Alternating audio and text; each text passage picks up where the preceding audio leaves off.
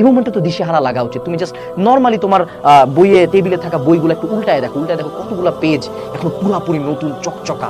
তুমি একটু জাস্ট তোমার রুমের গাইডগুলোর দিকে দেখো, কতগুলো চকচকা। যে কটা কোর্স কিনছো প্যানেলে ঢুকে দেখো কতগুলা ক্লাস এখনো করা বাকি, দেখিও নাই।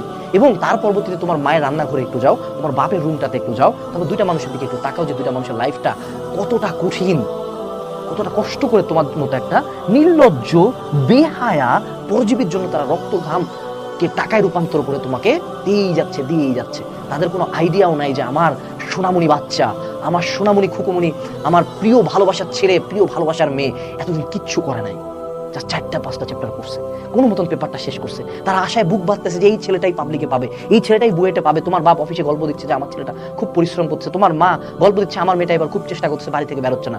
বাট তাদের কোনো আইডিয়াও নাই যে তুমি তলায় দিকে এতগুলা ঘটনা ঘটায় রাখছো। সেই পিওর শেম। জাস্ট চিন্তা করো একটু আমার কথাগুলো শুনে আমার মনে হয় তোমার ভিতরে কিছু একটা জায়গায় একটু খচ করে লাগার কথা। এই মোমেন্টে একটা এক্সট্রিম কামব্যাক দিতে হবে।